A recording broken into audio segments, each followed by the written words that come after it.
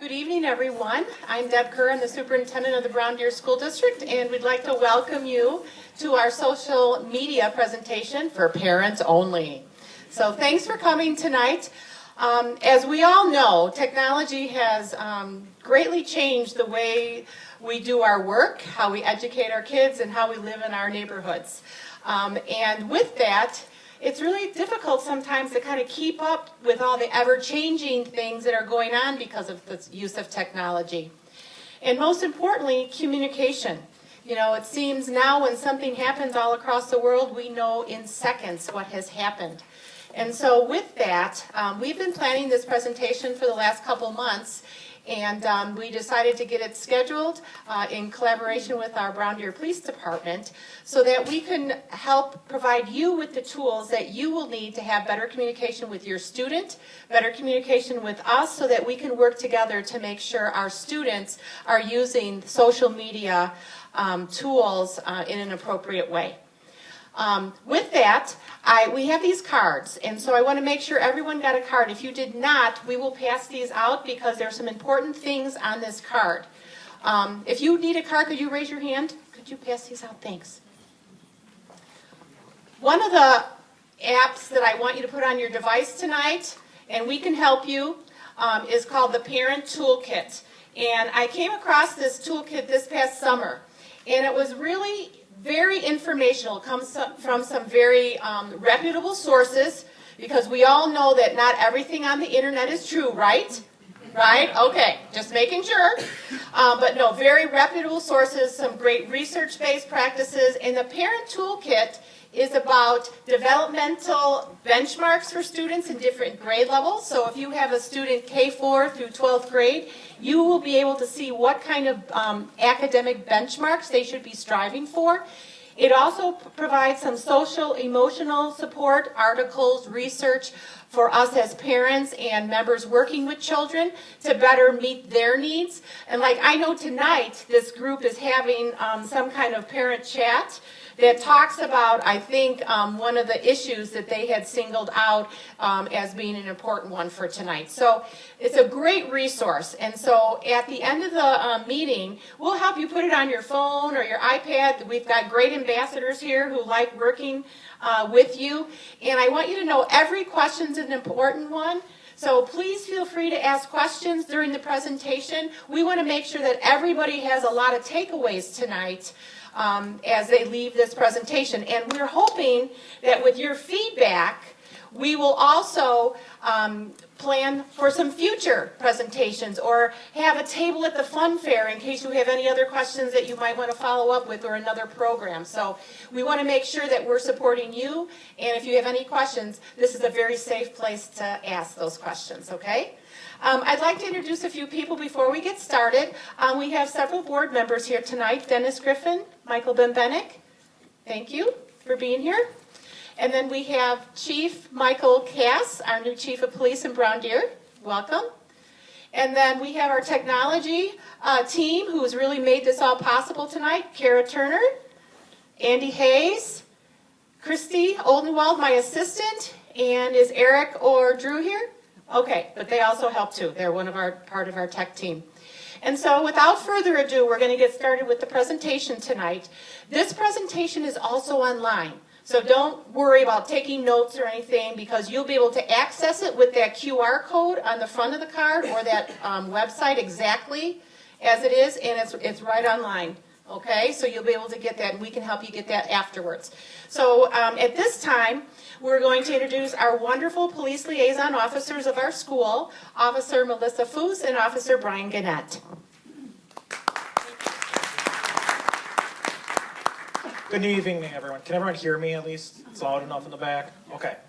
I'm Officer Gannett with the Brown Deer Police Department. I work as the school liaison officer. Right now I'm assigned to the elementary school. I've done the position for about 3 years now. I also teach DARE there. Officer Foos here has been at the high school, and she's the high school liaison, where she's been working for like the last 6 years. Part of our role is to come out here to give presentations to parents, but as well as we do the same thing to students going to classes and educating them about certain topics, in addition to our other role, which would be to investigate any kind of crimes or any kind of incidents that would happen with some juveniles. As we go through this presentation, there's nothing graphic or out of control in the actual presentation, but we will talk about sensitive topics and everything, and so that's why when they sent it out, they asked that there were no children or anything involved in the presentation. But we'll go through it, and like I said, there isn't anything that's graphic or that anyone had to leave for any of the presentation. The purpose that we're looking forward is we want to give you the general overview of just what social media is. It's been ingrained and incorporated into our students' lives as well as just society's lives. So we want to talk about that. And we're going to then go through just talking about social media safety, with things that you can do to monitor your children's activity, things that you can tell your kids so they're aware of what they're actually doing, what some of the harms may come.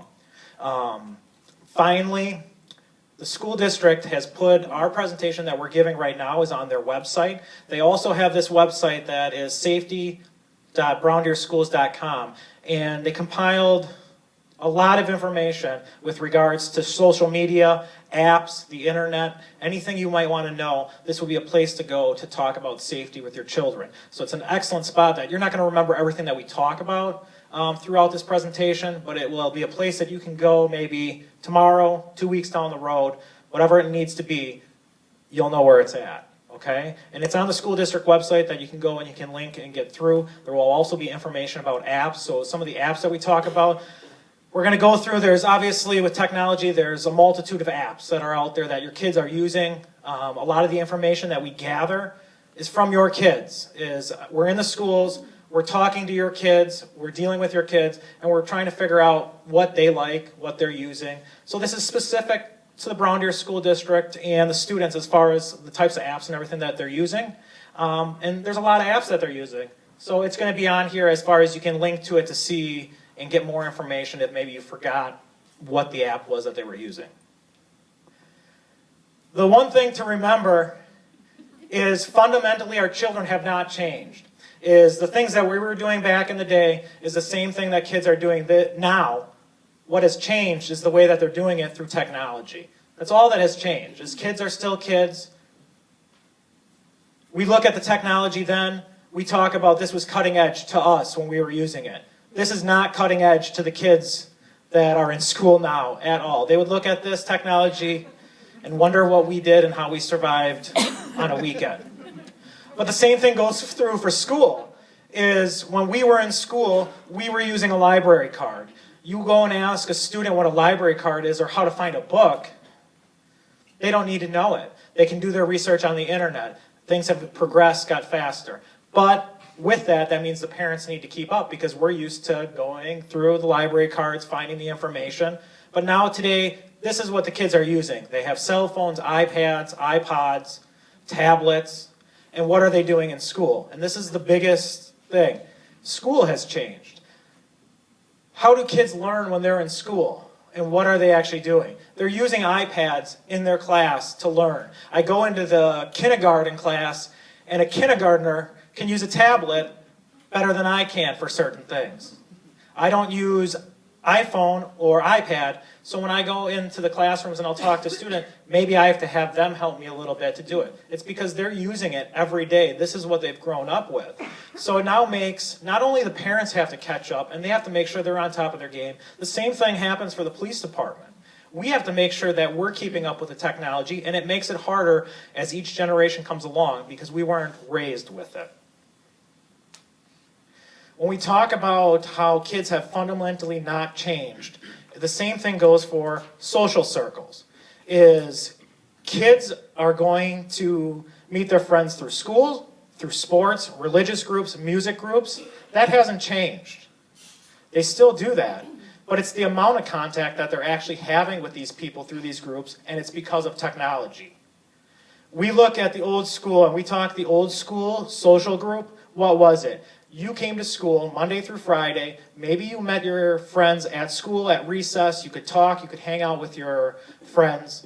But when it came to the weekends or after school, you went home. If you wanted to hang out with your friend, you maybe hung out with your friend that was in the neighborhood, and you were able to do that. Or you picked up your rotary phone, corded phone, and you called your friend and you talked to your friend.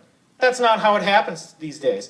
These days, it's constant contact that the kids are having, which can be a good thing, but it can lead to some issues and some problems that we'll talk about here down the road. Today's school, they still have that same face-to-face contact at school, so they're going to see their friends, they're going to be hanging out at recess, hanging out at lunch, they'll be able to do that. They still have phone contact. The only problem is they don't have to stay in a 5-foot area to talk to their friends. They can go wherever they want. They have their cell phone that they can take down to the park and they can talk to someone. Those are all options for them. The biggest difference for social circles is obviously the invention of social media. It allows kids to constantly be in contact with one another. Social media, when we're talking about it, it's always the buzzword that we're talking about. Simply stated, it's just that. It's just a platform in a virtual environment where kids, adults can communicate, create, and share their thoughts, whether it be pictures, text messages, whatever that material be. This is the issue that comes up as far as immediate contact, constant contact. This is the reason why, is how they're accessing social media. And there might be some things that maybe you didn't think of. Is a lot of times in police investigations, no matter if it's within the school district or just within the village, is someone has an iPhone with no cell service. And we talk to parents all the time, and they think that their kids can't do anything with it because we don't have any cell service on it. They can't make a phone call. We give it to them so they can use and call 911. That's not really true. That cell phone that doesn't have any cell service is, if it's a smartphone, I can go to McDonald's, pay nothing. I sit down in a booth at McDonald's, and McDonald's allows me to log into their Wi-Fi. That phone that you gave your kid to just use to call 911, they can now do whatever they want. They can search the internet, they can download apps, whatever they want that you think it's just to call 911 with. That might not actually be the case. Other places that they're using it obviously is computers, but computers, we went from computers that were desktop computers that were static in one location. We're now talking about a tablet where a kid can take and move that tablet wherever they want. And when we get later into talking about boundaries, you'll see some of the parenting styles or adjustments that you have to make with technology and what might have to change based on the old technology. If you see gaming systems are up there, some parents might not be aware that when you have a child who likes to play online video games or they have that PlayStation, that Xbox, they're allowed, they can do it online and they can also chat with people as they're doing it. They can talk to people. It can create problems, which we'll address later on. Another example that comes up every once in a while when you're talking to kids is, or you're talking to parents, is they say, oh, I don't let my kid get onto the internet at home. I don't let him have his phone. We should be thinking about what is your child doing at your friend's house, Johnny's house. So maybe they have just a phone and it's the old school, you just flip the phone and you dial phone number, just straight text messages and phone call. Okay, that's fine. But when they go over to their friend's house who has the tablet, they have all this other technology that they're using, maybe your kid is also accessing it through there. Now, it's not saying that you can't let your kid go over there, that you can't let your kid be friends with them, but it might lead you to have a different conversation with your child to make sure that they're aware of some of these dangers or some of these problems that we're going to talk about with social media, of some things that could come up. We already touched on the last one when we talked about that Wi-Fi. McDonald's, a lot of businesses around have that free Wi-Fi. So even though they don't have cellular service on their device, and you're not paying for anything, they still are able to go to certain places to get that free access to the internet. And that brings up just when we're talking about social circles, is it's that constant communication. As we started out when we were younger, not necessarily having constant communication. They have phones in their room, tablets in their room, all those things. It gives them instant access to communicate with people, but it also gives them that instant access to instant access to information. So looking things up on the internet that they're able to find out. Google, they want to know something, they want to know what the answer is, all they have to do is type it in, they can get that answer. And what it leads to finally is just with social media is the expansive friend group. It used to be maybe you only had a handful of 10, 15 friends. Now the invention of Facebook, I can have 2,000 friends. 500 of them I've never seen. I don't really know who they are, but they're my friend because Facebook says so. And that's something else is as we get into the presentation, we're going to talk about that, knowing who your kids are talking to, who your kids' friends are when we're using social media. Another aspect that we talk about with social media and the difference with technology is going to be cyberbullying versus bullying.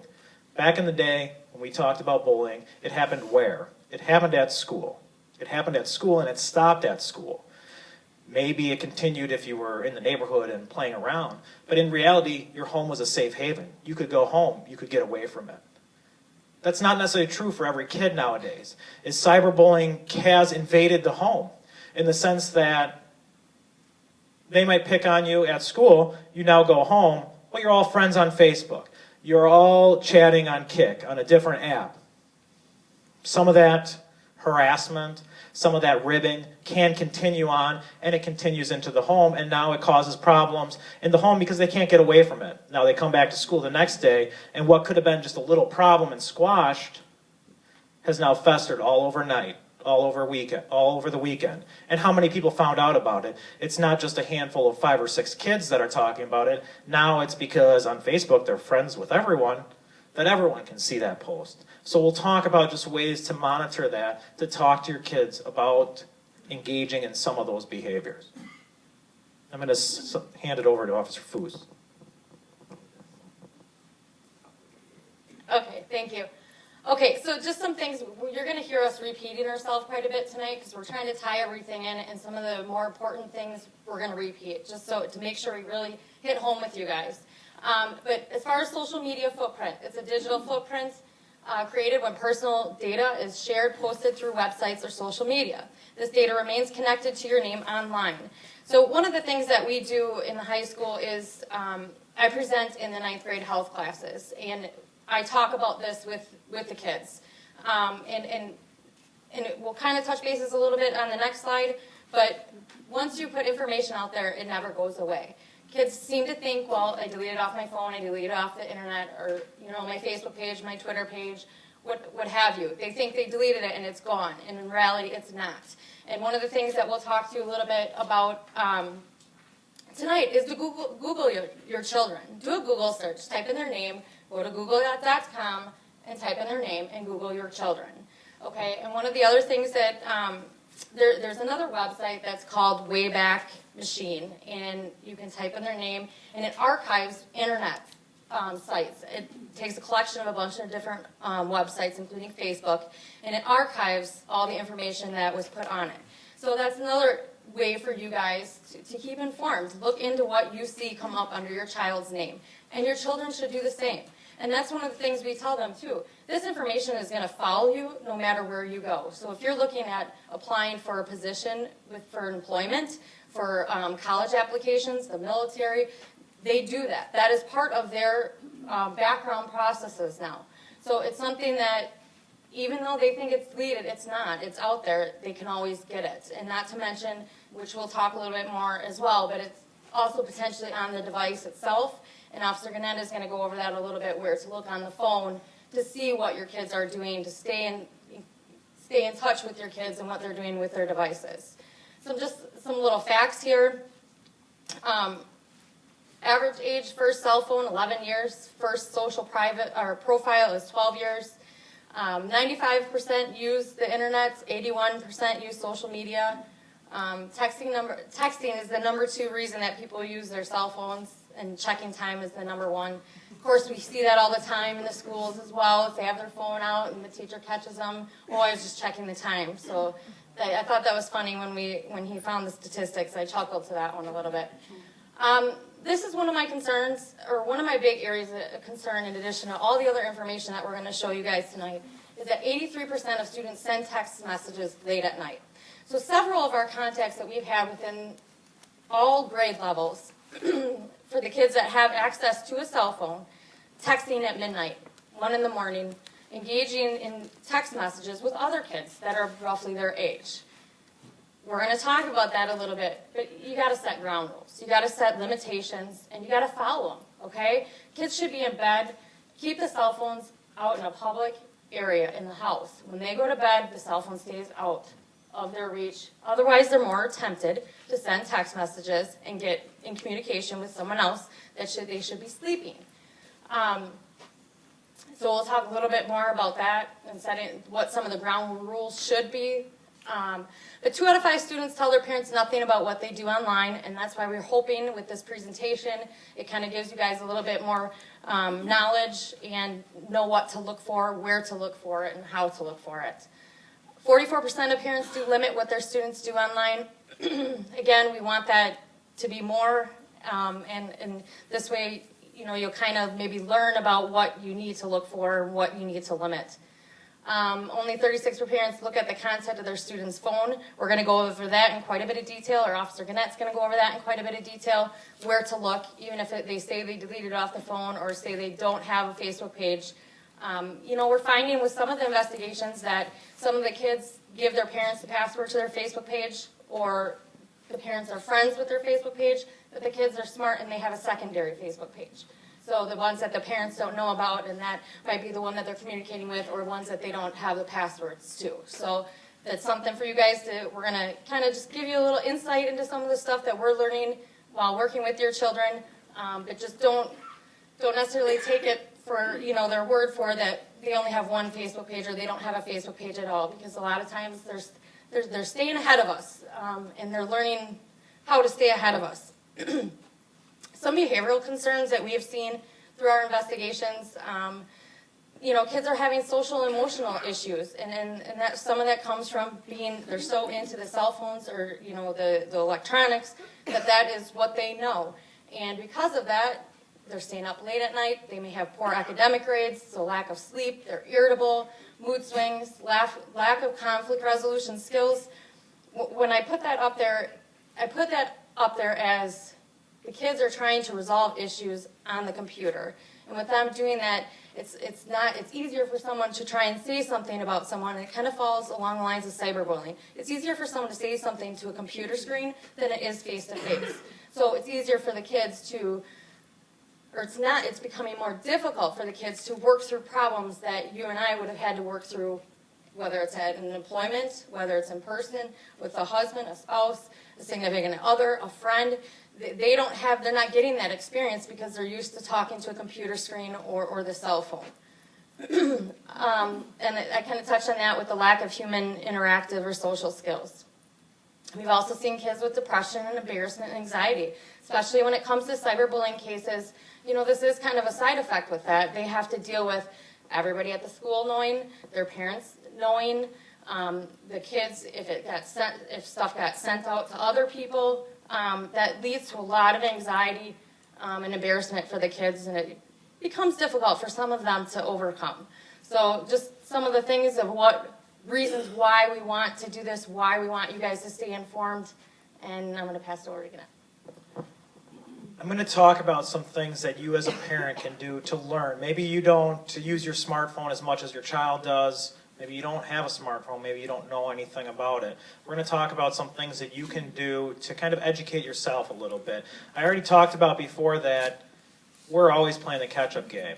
Is the kids know more than us. That's just going to be a fact. Is we are going to constantly have to keep working to learn whatever news out there. Because I can tell you when a new app comes out, I'm not the one telling the kids about it. It's the kids that I'm finding out about. They start talking about ooVoo. Oh, I was talking to my friends on ooVoo. I don't know what that means. So what do? I find the kids that any kid you talk to about technology, when you're talking to an adult, and especially a police officer, they think it's the coolest thing that they can tell me how to do something. That crazy old police officer doesn't know what he's doing, so I have to show him how to do it. That's how I learn my information. And it's just that simple for me.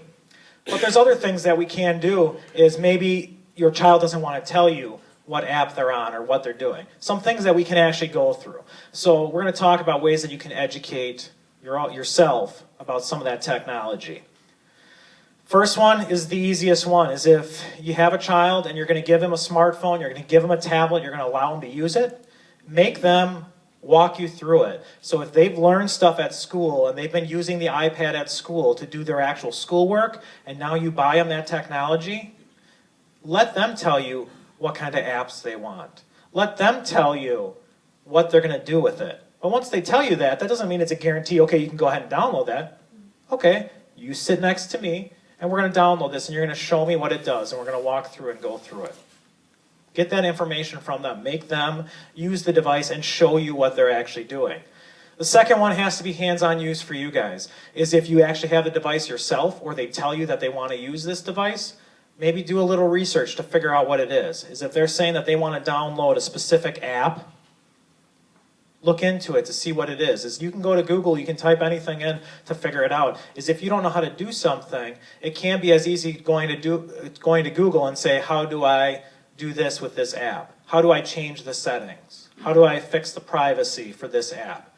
You can type that information in, and you will get responses that will walk you step by step to do something. Along that same line is use your resources. Is if you have older children, you have neighbors that are willing to help you or that know some of this information, reach out to them. Have them help you learn about this. It's all different techniques that you can use to try and learn just a little bit of information about what's going on. But I think a big one is making sure that your kids know that you're looking at it, or that you're interested in learning what's going on because you want to monitor what's going on, and have them walk you through what they're actually going to do on the device so you can figure out a little bit of what's happening. Officer Foos has just talked about text abbreviations. This is her lingo. It is far from my lingo. But basically, kind of like what Officer Gannett said, Google. Google is a phenomenal website, I'll tell you.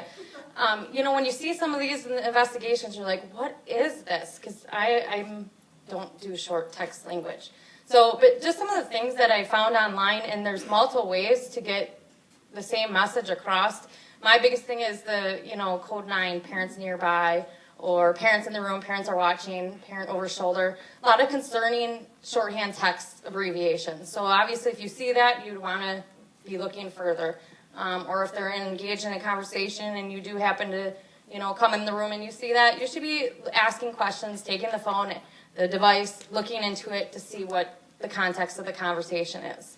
So that's just a few of the different text abbreviations that I saw. Okay, parental guidance. Talk to your student. Open the lines of communication with your child. And we're going to talk a little bit more about it, but ask your child, do you know who your child's talking to? If you don't know them, do you think your child knows them? Do you think your child should be talking to them? That's one of the guidelines, that I tell the kids. Usually when I do the 9th grade health class presentation, it was at the time to have the most followers on Facebook. Facebook is kind of dying out a little bit more with the high school age kids, but that was the biggest thing, to have the most followers on Facebook. And so, I would engage in conversation with the kids, and I would ask them, well, how many of those people do you know? And we would do different, they'd raise their hands up, and we would go based on, okay, how many 50, and so on. It was amazing to me of how many percentage, amazing but not surprising, of how many kids did not even know a quarter of the people that were followers or friends with them. So, sorry, someone's screaming outside, a little concerning. You're okay. So again, talk to your student. If you look at who their friends are, look at who they're communicating with. If you don't know them, then chances are they don't know them. Sharing of personal information. One of the things I talk to the kids about, and I'm encouraging to you guys too, is what information are your children putting out on their Facebook page, their Twitter pages, and whatever other app that they're using. I always encourage them to use as minimal amount of information as possible. However, knowing the kids, they like to make up stuff. They like to put stuff out there as much as possible because that creates conversation for them. Birth dates. Please don't put birth dates out on there. Some kids will do just like the month and the day, but then they're saying that they're 15 years of age. So it doesn't take very much for anyone to figure out what year they were born in. And then a lot, you can have identity thefts from information like that, or predators that are looking to do harm. It doesn't take much and I always put this example out there with the kids, is that you post on that you go to Brown Deer High School or Brown Deer Middle School. So it won't take someone much to figure out, okay, go online, look at the hours of the school to figure out what the hours of the school are. So then they may put on there, okay, they're a softball player or they're a football player. Okay, so you can pretty much guess or drive by to see what time someone might be practicing. So you've kind of narrowed down the hours of when they might be coming or leaving the school. So, I mean, I can go on, you know, and I have with the kids, they'll say, you know, scenario-based, but again, the less information, the better. And interest stuff is fine. You know, I like the band, but keep it general. The more specific you get, the more information you're giving someone, okay? Addresses, that stuff, keep the addresses out. You know, and they always say, well, what if we want to say we live in Brown Deer? Don't make it so specific. Say the Milwaukee area, then you're giving it a bigger, broader area. Otherwise, you're really narrowing in that information for anyone that wants to figure out something about you or your child. App monitoring software, parental controls. Okay, so I'm definitely not an expert in this, or any of this actually, but I did do some research into some app monitoring softwares, and I found a website which is not in the presentation, but I'm just going to mention it. It's called parental-software-review.top10reviews.com. And I'll give that to you guys later if you want. Feel free to come up. What it is, it's a website that has all different app monitoring devices online, and it rates them and it compares them. So if you're looking at, you want to, you know, have a digital copy or see what your child's doing as they're doing it, that's a good website. I found when I went on it, it actually compares. You know, and it also gives you the rates or the money, how expensive it is, that kind of stuff. So that's, if it's something that you're looking at doing for your child, that would be a starting point for me if you want to do some kind of app monitoring device. The other thing that we talked about when we were talking about planning for this presentation was to contact your service provider. And with doing that, they may be able to put some sort of parental controls in there or password protection with your local or your carrier. So that's another option for any kind of parental controls. And we might touch base on that a little bit later. Next, moving on, we'll kind of move forward here because I know we're probably a little slower. We're long-winded. Anyways, establish ground rules, limitations, restrictions, enforcement. We're going to talk a little bit more. We're going to break those up and what kind of some of those would be. Setting boundaries, I can keep going. Setting boundaries, what are they allowed to use it? Phone, internet, computers, tablets. It includes everything. It includes your Wii's, your iPods, anything that they can get internet access to. And any of those, they can get internet access to them. So what are they allowed to use, and when or how long are they allowed to use it? Time, set up your time. Set when after a certain time at night, no more internet usage, no more phones, no more iPads, no more iPods, no more internet usage whatsoever. And take the phone, take the device from them, remove it, have it sit in a public area. Don't let them take it to the bedroom, the bathroom, basement, private areas. Keep it in public areas of the house. Bedrooms, bathrooms, you know, that's where the privacy comes in. That's where the kids are maybe taking photos of themselves or doing some sort of messaging, that kind of stuff. That's where some of that stuff is happening, and obviously it's happening overnight as well. So keep it in public areas. Devices at school, it is a challenging, I think, to some degree for the school personnel. Obviously they allow phones in the school. But again, it adds a different level. Kids can be doing, you know, taking pictures of themselves in the bathroom at the school. Something else to think about. You know, it can be happening anywhere. So the best practice is to limit it, set the ground rules at home so they have an idea, and then enforce it. Know the concept. The kids need to know consequences when they violate the ground rules. I just have one more thing. When we're talking type of police investigation that we do with regards to pictures that are being taken and training that we've gone to, if you search the internet or you're looking and we're doing our training or these investigations, 100% of these photos come in someone's bedroom, in someone's bathroom. is they're looking for private areas where they can communicate, send pictures, or send messages back and forth. That's why it's been a long-standing recommendation, even when there was a desktop computer at your house, is have it in a public area where you're able to monitor the activity, where you're able to watch over what's actually going on. Well, now we don't always use desktop computers, so that means that tablet, that smartphone, can be picked up, it can be taken into the bathroom, it can be taken into the bedroom.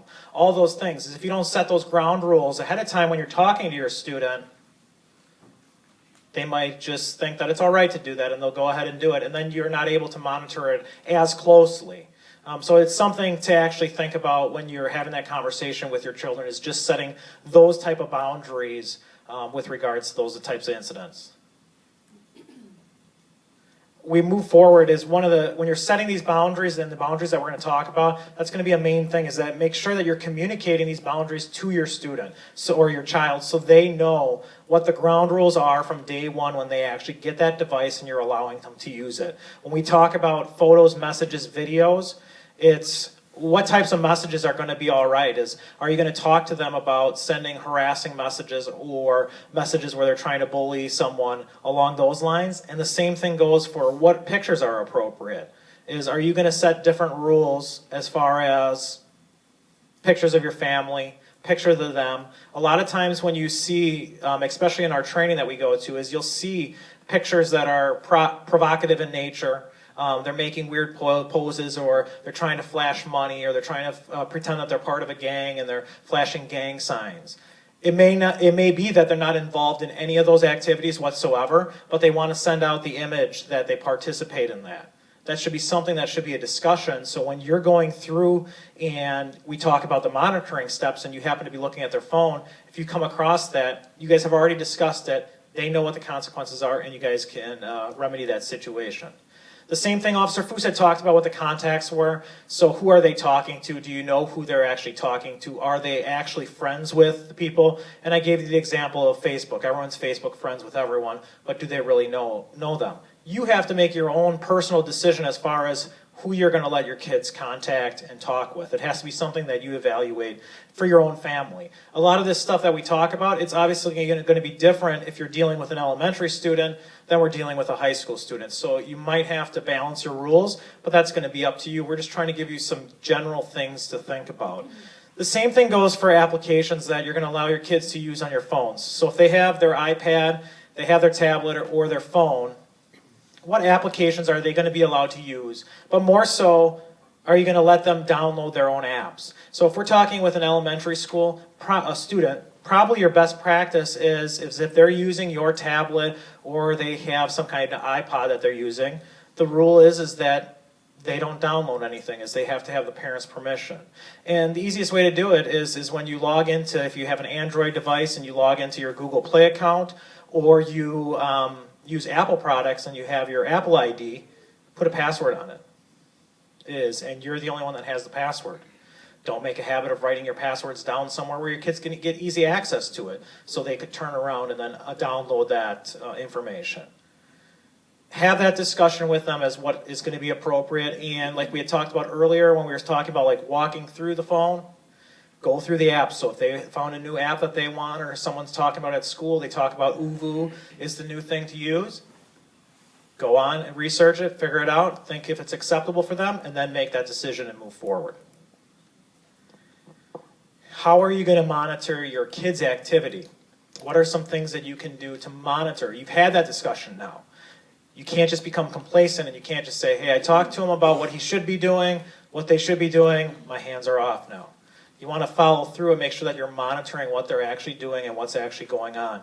Easiest one is if they're going to be using any kind of app or they're going to have logins, screen names, passwords. Have those passwords. Should an elementary student on an iPad have their own password to log in and then you can't get into it? Probably not appropriate. Once again, it's something that you have to discuss as a family and figure out what your boundaries are. But a best practice is to have that information so you're able to log into it and to go through and check what's actually going on. Another thing we talk about is following your student. Now, this isn't the creepy parent who's just peering around the corner and kind of watching where they're at, like, who are they hanging out with? Oh, you're not supposed to be with Jimmy. That's not really what we're talking about. We're talking about following your student on social media, and it can be done one of two ways. A lot of kids are probably hands off as I'm like, I do not want to be friend with my mom on Facebook. I'll lose all my street cred, no one will want to talk to me, it'll be over. Okay, you make the agreement then, maybe do we change it and you have an older sibling, you have a friend, an aunt, an uncle, who would be willing to friend them. Once they become friends with them, they can follow and see what they're actually doing. And we've had it before is where we've talked to parents at the school say, oh yeah, my cousin watches the Facebook account. They call me if they see something. And we're talking, I work at the elementary school, so anything that I deal with isn't really that crazy. It's just that, oh yeah, I saw him, he had $10 bills and he was fanning them out like he had a lot of money. Well, the aunt called mom and said, hey, do you know that this is what your kid's doing? And mom was then able to take care of it. If mom didn't have someone following that child, would have no idea that behavior continues and you don't know what it may lead to. And it could be anything. My biggest fan I am of, spot checking their phones. So you give your kid, whether it's your high school kid, middle school, whatever it is I'm giving them a smartphone. I bought that device. I paid for that device. I'm watching that device. And from a police aspect, through so many police investigations and training, we found whatever we were investigating was still on that phone. If a parent would have just picked that phone up, scrolled through it, and knew where to look, they would have found that information before the police department or before a school administrator, and they could have handled it. Whether it just be some threatening messages that you catch them or something else, it doesn't matter. You could be that first step where you could actually prevent something else from happening or going any further. When we talk spot checking your phone, one thing I know about kids is they're lazy. So you might worry that, oh, my kid is going to delete all that information off their phone. Now, that kid is thinking, I'm going to do this and I'm going to delete off my phone. But then Jimmy starts talking to him, so he walks over and starts talking to Jimmy. Then he has to worry about getting his homework done, and he has all these things going on in his mind. What does he forget to do? That message that he sent to his friend that he probably shouldn't have sent, he forgot to delete it. And it stays in his memory of the phone. And he never deletes it, or he was going to get around to it in 2 weeks. Well, you pick up that phone, you scroll through with it, you just found it. Along those same lines is, when should we be spot checking our phone? When are some times? Officer Foose had talked about it might be a good idea is not letting those kids have their devices in their bedroom at night, because they're going to get a text message at 11 o'clock at night, at 1 o'clock, they're never going to sleep. What better time to randomly, periodically go through their phone? Maybe it's everyone's phone or tablet goes on the kitchen table as of 10 o'clock at night. Whatever it is. You put it on there, well, I know all their passwords. I know the code to get into it. I come by, pick it up, and I start looking through, and I look through the information I'm supposed to. Now, I'm not advocating that you don't tell your kids that you're doing this. Is have that level of trust, have that open communication with them, and those are the ground rules that you set when you give them the device to use. Then you're able to go through it. But the problem is when we talk about spot checking, you're going through the phone. If you don't know where to look, you're not going to find anything. So let's talk about what you should be looking at. What are you actually looking for? The major things that we find just through our training and investigation is a lot of times there might be inappropriate photographs, videos. When I say inappropriate photos and videos, I'm not just talking about terms that you've heard in the media and everything of sexting. That's not a majority of what you might actually find. You're going to find other things as far as the stuff that I talked about, flashing gang signs, flashing the money, things that maybe you don't want your kid to portray as the image of who they are. Those things you might find. Secondly, we talked about cyberbullying. You're going to find out, you're going to see messages. Maybe you'll find you're looking for some harassing or threatening messages. I'm not advocating or telling you that you should be going through the phone to learn every single thing about what your kid's doing. Because in reality, is it any different? And their level of communication, is it any different than when we grew up and you were just talking to your friend on the phone?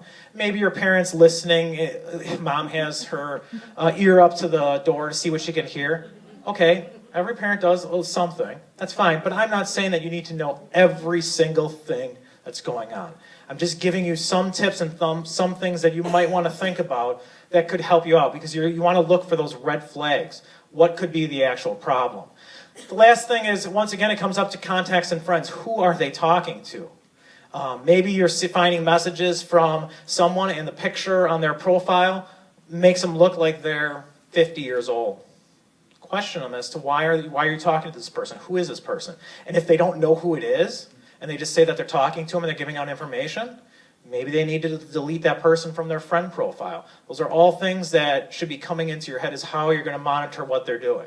It's no different than as if you walked by, you drop your kid off at the mall, and all of a sudden you decide to walk around the mall, and now you look down the hall and he's talking, or he or she's talking to some 55-year-old man. You're going to have some questions. It's the same thing that you should be dealing with when you're talking about social media and technology. Where should you be looking for this technology? When cell phones first came out, all you had were text messages. You could just scroll through the text message log and you'd find everything. There was nowhere else for you to have any kind of messages. That's not the case anymore. Kids do use text message back and forth, but more and more, their main route for communication is through all these other apps that are out there. And that's what we're going to lead into and talk to, is some of the apps that you should be aware. Because if you don't know what ooVoo is, and there's just a purple icon on their smartphone and you don't click on it because you don't know that it's a communication device and it has videos and it has text messages, you might have went through their phone message log, but now you missed 99% of what they're talking about, and you didn't even know it. So that's one thing to go through. Obviously, if you're looking for pictures or videos, is you can easily go through the gallery. Is all phones have it, is you just find it. You click on it, and it's going to show you all the images. Internet search history.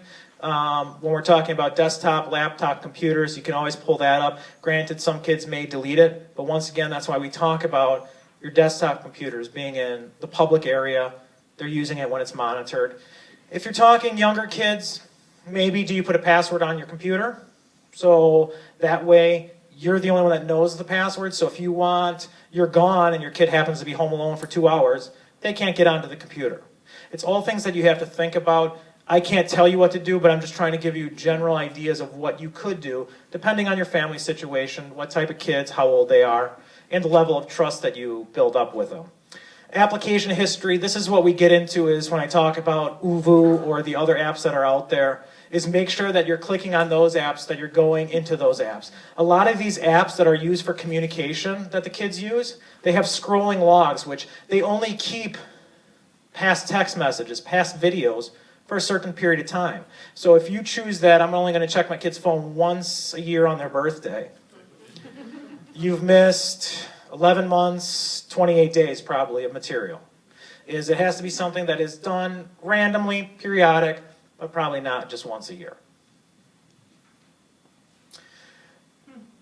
These are the icons of apps that your kids are using. This came from my Teach Dare class, and I think it was last year, Mr. Viendahl's class. He asked me to talk to kids about social media, so I started talking to them. They started listing off apps that maybe at the time I really didn't know exactly what they were, but I was able to find out by just talking to them what were the popular apps. Now, it might be different for a different school district, but we're going to go through and we'll just briefly touch on some of them that aren't as popular, but I want to talk about the ones that are extremely popular and are being used by the students here. So I heard the shock of everyone when they saw all those icons. That's what you're looking at when you look at your kid's phone, is they probably have a majority of those. Officer Fu said that Facebook is declining. The frequency of use of Facebook is declining. Everyone has Facebook. From the 10-year-old down at the elementary school to the 18-year-old up at the high school, they have it. Now, they might not be using it just as much to do that day-to-day communication, but it's used. And it's a way of posting pictures, posting little information about what's going on. It lists up there that recommended age is 13 years old. When we go through each of these apps, each one of these apps talks about what a recommended age is, and it comes from the company that made the apps.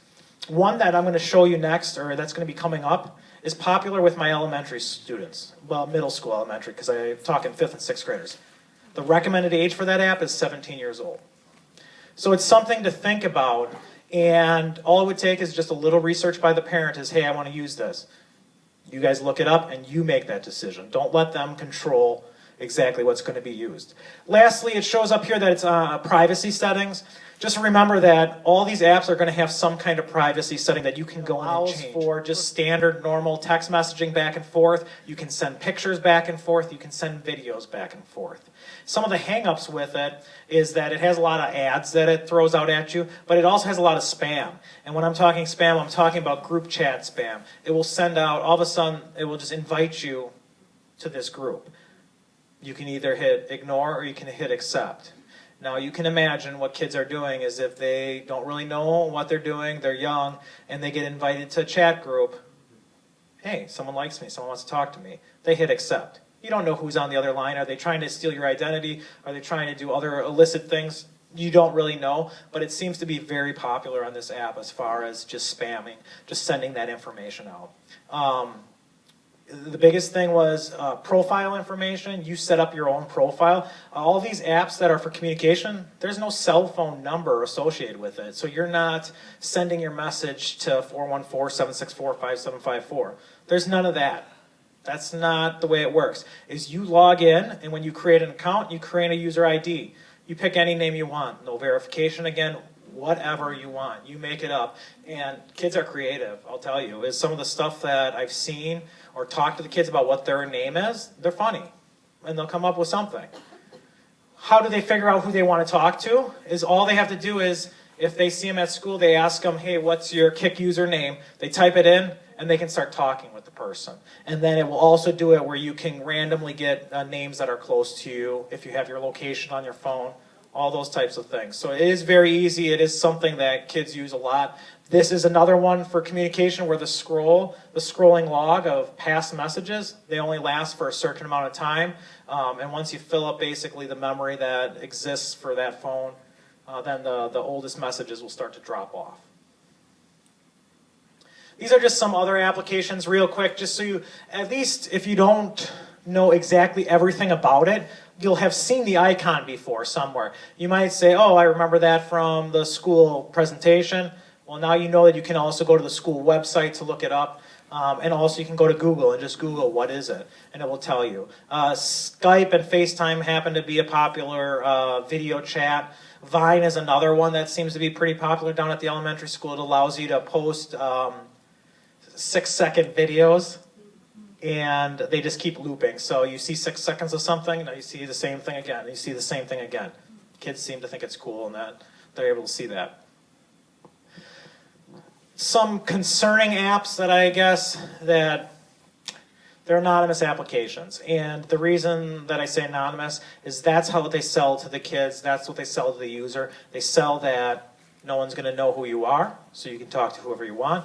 Your picture is going to delete, or your text message is going to fall off and it won't be there. That is the big seller of some of these messages.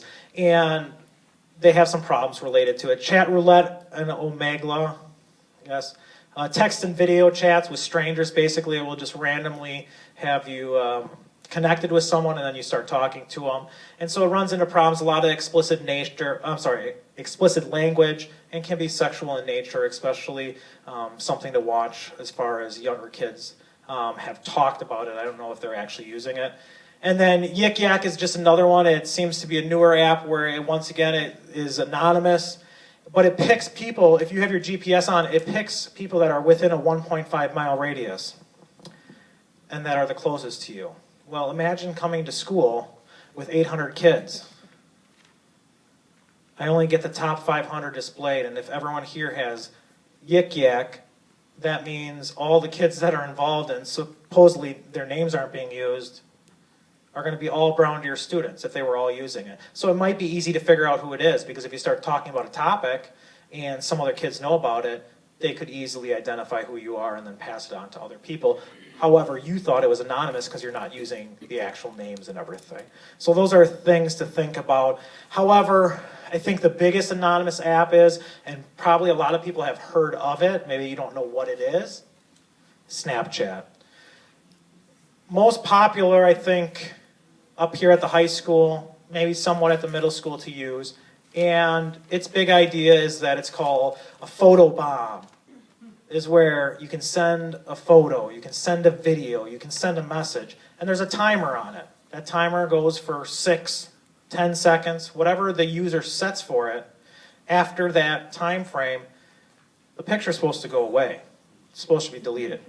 Well, now Snapchat was sued because that's really not the case, because some of the pictures were saved and were leaked out somewhere else. The other problem is you're sending a message for 10 seconds, it's going to be on someone's phone. In 10 seconds, what can someone do with a picture that's on their phone? Oh, Bobby just got a message, and now Johnny over here is going to take a picture of it, and now it's saved on their phone. So that message that you thought that was deleted, it still exists. It's not gone. They recommend the age is 13. I don't know. I think that's a little low, depending on what the children are doing with it. And it causes concern because as a parent, that message is sent, and if it's deleted after the 10 seconds, you're really not going to know what it actually is. You're not going to know what it is. So that's where I think more so you're probably not going to recover exactly what that picture was.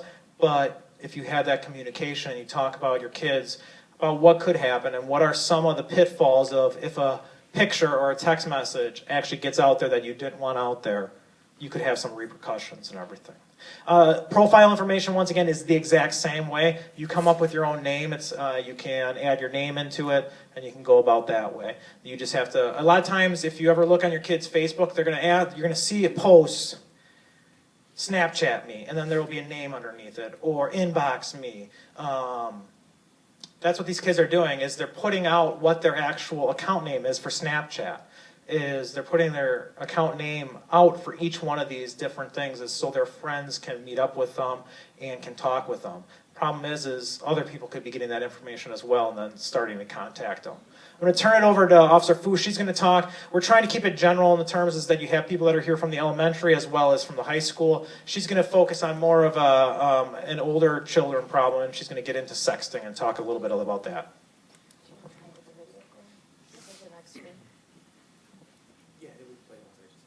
Oh, okay. Okay. We're going to get a little bit more into detail after a video that we have for you. But the biggest thing was sexting, and we'll talk about the definition and ramifications for it and everything like that. But like he touched on with Snapchat, once it's out there, it's out there. And there's you don't know what that person's going to do with it. There's devices called iClouds. Dropboxes, so it may not necessarily be on the device, the phone itself, but they can send it to these other apps, or using these other apps and storing it somewhere else outside of their device. So that's some things to keep in mind with the pictures, and once kids put pictures out there. And then we're going to segue into this with a video. There's no audio to this, but you won't need the audio because the visual aspect of it is going to get at the heart of what we're talking about, because they're going to put a couple words on here. So just take a look, and we'll talk about this in just 1 second.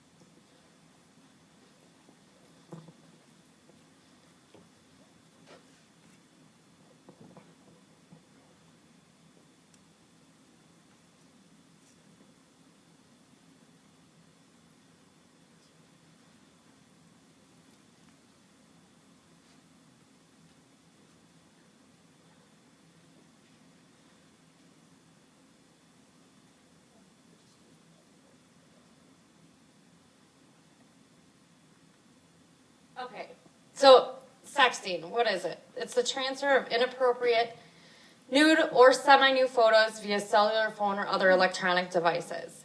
So what that means, when we're saying inappropriate, someone in a bathing suit and her underwear and a bra, posing provocatively or manipulating things in the body that would be sexual in nature. So it doesn't necessarily have to be a full nude picture, okay? It could be exposing parts of their body, the private areas of the body. And when I say private, that does include buttocks in that, okay? We always say it's a gift that keeps on giving. We've kind of, I think, hit that home with you guys that just because it's out there and they may delete it, it's never really gone. It could be out there, you know, forever. And that video shows it perfect. Is they were sending that picture to one person. You had the decision at that time whether or not to send the picture. After that, what happens with the picture, you no longer have an option to say no, that I don't want that going somewhere. It's in someone else's hand, and now you put that decision into someone else to think, I'm not going to send that message, I'm not going to forward that message, I'm not going to forward that picture to anyone. And so that's one thing when you're talking to your kids is make them aware of that, is talk to them about what was just seen on that video, is that it becomes it's viral, is that it goes around to everyone else. No matter if that was meant for one specific person, it's not went out to who knows how many. And even with our investigations, it becomes very difficult in a sticky situation because, you know, they may say that they sent it to their ex or their boyfriend, now ex-boyfriend, and, you know, you find out that he sent it to some people and then they sent it to some people and she sent some to some people. You know, you're never really going to get rid of that. We can go back and backtrack to the people that we know for sure that were sent the picture and have them delete it off their device. But again, they could be sending it to other devices. They could have saved it on a computer at home that we wouldn't necessarily have access to. So there's no way to get the picture completely deleted. And they have to remember that once they put it out there, it's never gone. The biggest thing with sexting is it can be considered child pornography. And the Wisconsin State Statute definition of a child is anyone under the age of 18. So applying that to the statutes that would apply to sexting is that no child under the age of 18 can view, possess, distribute any kind of nude or semi-nude photos in possession, send them. So it's considered child pornography. Okay, so if they take a picture of themselves and they send it to their boyfriend, and yes, their boyfriend and girlfriend, and they're in love with each other, and they both gave consent. They can't give consent. They're under the age of 18. They cannot give consent. Same goes for if your child sends it to someone else and knows that person is under the age of 18, they've just distributed child pornography. Okay, so they're serious offenses. We're dealing with it. You know, this is stuff that is coming up through our investigations, and a lot of it is about educating parents, educating the kids, and getting this information out there that there can be serious consequences for it. And we're going to talk a little bit later about some of the, not a little bit later because everybody's probably winding down for the night, but in a few minutes we're going to talk about some of the legal ramifications and that kind of stuff with it. But it is, by statutory definition, it's considered child pornography if your child is engaging in any kind of nude, semi-nude photos, posing provocatively. It can be considered child pornography. Not to mention sexual predators. You know, I don't think we necessarily mentioned, but some sexual predators will target a specific group with the Wii devices or gaming systems that some of the kids are playing now. You know, they target who they're looking for. So something to think about. Extortion. We've had something where there was a female that sent out a photo, and then the person was extorting her by asking her to perform sexual favors on him in order for him to delete the pictures. And, you know, that was done on one of the websites where they thought it was deleted, and it should have been gone after 10 seconds.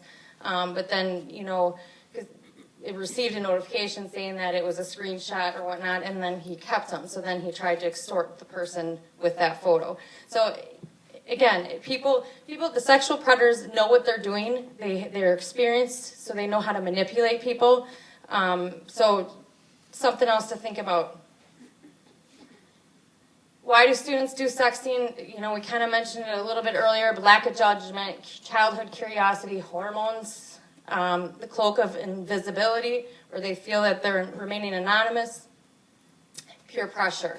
Peer pressure is, I think, one of the biggest ones, and that comes from curiosity, you know, kids involved in a relationship, and whether that relationship is texting or talking on the phone, and one of them says, oh, send me a picture of your goods, or, you know, whatever it is, and then they start exchanging messages based on that. So peer pressure, I think, has a lot to do with some of the issues.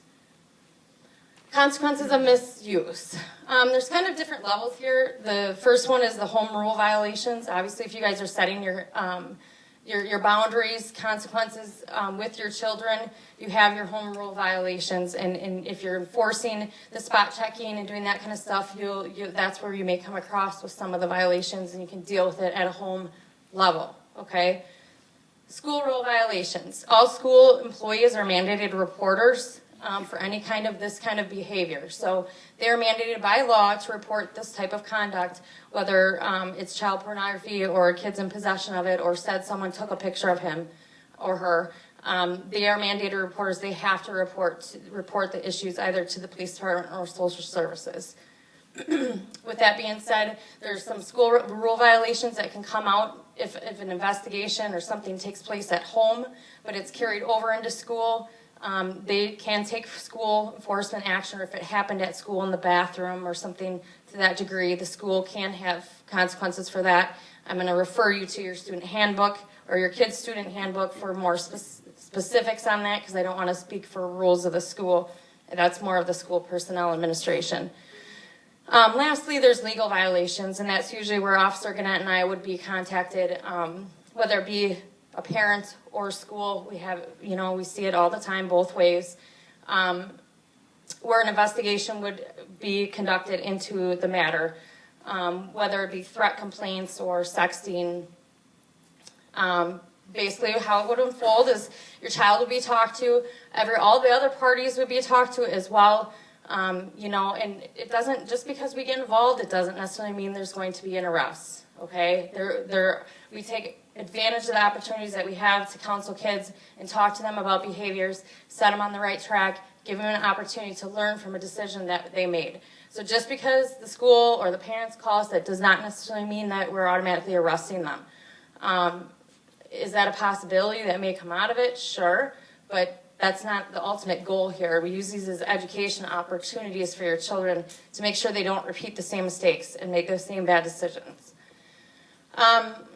If it came to it, we would seize the device, whether it be the phone or the iPad or the iPod, and we would go into the device and, for evidence. So when I say that, it's either the child, if you received the photo or sent it or took it, or one of the originatings, or just one of the persons that it was sent to, that would include you as well, because like I previously mentioned, it's considered child pornography, so it would be illegal for you to possess the child pornography. So if your phone or your child is in possession of a phone, he's under the age of 18, and we know that Johnny sent it to him, we would take his phone too.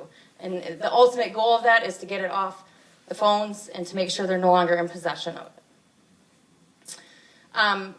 Some cases there has been arrests that have been made out of this, or if they're mostly juveniles, they make a referral down to the Milwaukee County Children's Center, and it gets turned over to the district attorney's office, and they make the ultimate decision. In most cases, they seek it as an opportunity for counseling and provide services to those families. But they can do disorderly conduct charges. They can do child pornography charges as well. In some cases, you can do an issuance of citation and criminal charges. I just briefly talked about it as far as being referred down to the Children's Center. But we have had citations, for disorderly conduct come out of it as well.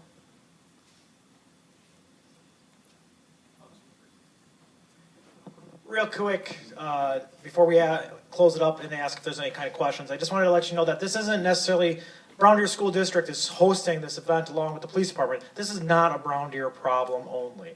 This happens, whether we like to believe it or not, with regards to the use of social media. Everyone's using it, and there may be some instance where there's some problems. There's just some high-profile cases that are listed up here. Not everything relates to sexting, like Officer Foose was talking about it. There are other issues that are dealt with through police department with regards to social media, mainly those being some types of cyberbullying or threats. And it just goes through a couple cases that it talks about, and you can just read the headlines just so you get the general idea of what's happening. But this isn't just a local problem or a local issue, and it's something that's going to be around. As technology constantly advances, there's always going to be something new that we're going to have to deal with and stay ahead of on our children. But it's not going away. Technology, the social media, it's here to stay, and the kids are actually using it. And it's not just kids. I know we say that, term pretty loosely, and some of these up there, we kind of pulled different articles from different various age groups, but it's not just kids. We have investigations that, are centered around adults and extortion that have to do with some of the adults. So it's not just kids, but obviously you're the parents, so we're focusing on more of the juvenile stuff that we may see. But again, it's not just Brown Deer's problem. It's not just a juvenile problem. There are adults that have issues just as much as juveniles. That concludes our presentation. The next slide does have some of the resources that we used and resources for parents. Once again, I would encourage everyone to go to the Brown Deer School District website that you saw before, because it contains a synopsis of this presentation. There's no way everyone can remember everything that we talked about, but they put it together, and it's going to be an easy access point for you guys to go through if you need some guidance. But this is some of the information that we use. Does anyone have any questions that they would like answered? If you don't feel comfortable asking a question in front of everyone else and you had something specific, we will be here after the presentation that you can come up to us and talk to us. Also, the last slide does have our email address as well as our phone number at the police department. I work down at the elementary school. Officer Foose is here at the middle school and high school. Feel free to either contact us at the police department or send us an email. If it happens to be an emergency and we're not around, just make sure that you just contact the police department, and we'll get someone in contact with you guys. Okay? We'll answer the hypothetical questions too, so sometimes we'll get the parents that want to remain anonymous and they say, this is what happens, or they have relationship questions, how far can my child go, that kind of stuff. So if anonymous is fine, we'll answer questions anonymous to the best that we can. Do you have a question? Yeah, I was just wondering if you could repeat that parental software. Yep.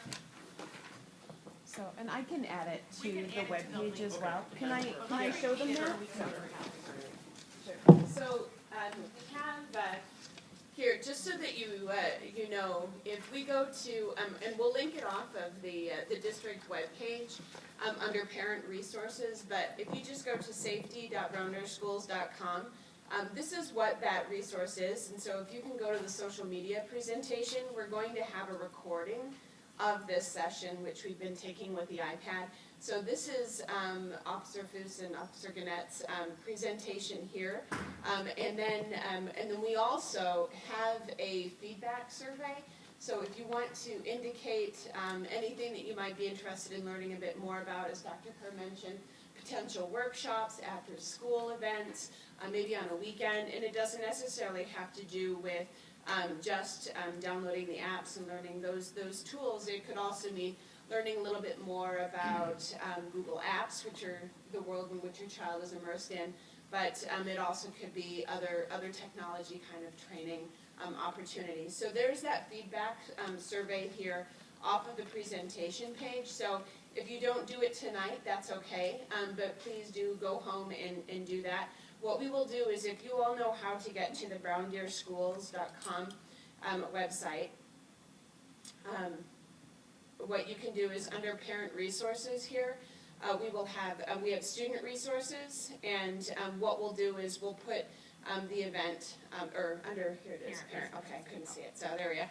So we'll make sure that the social media or internet safety website is under here, and we'll do that tonight before we leave, okay? The other thing, a lot of that information that's available off of the social media presentation website is, if we go to, how many of you have heard of Common Sense Media? So do you go to that? All right, brilliant. So, I'm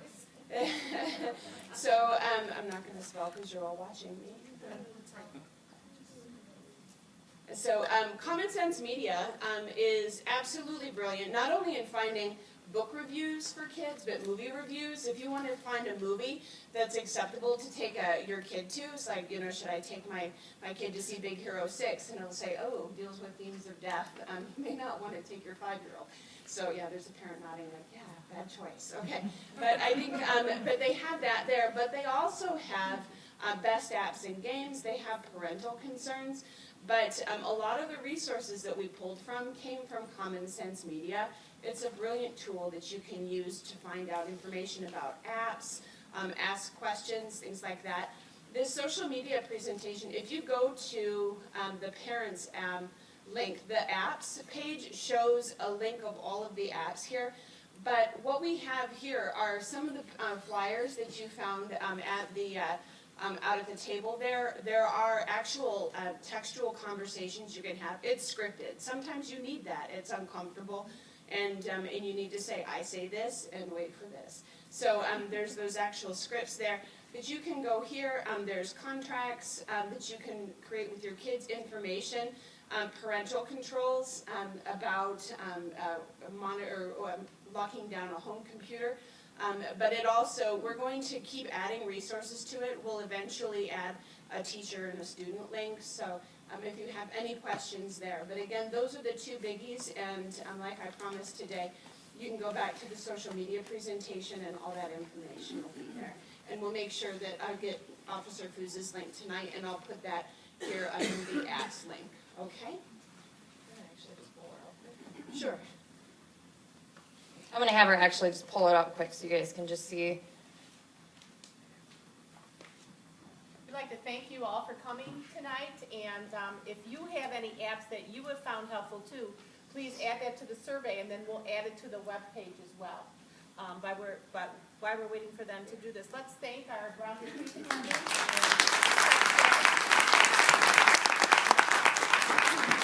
Thank you very much. Every time I listen to this presentation, I learn something new, so it's all good, and we're all learning together. So thank you very much for coming. Have a great night, but we will stay here after to help you if you want to help get access to the website or an app on your cell phone, or ask any questions of Officer Gannett or Officer Foose. So thank you again for attending.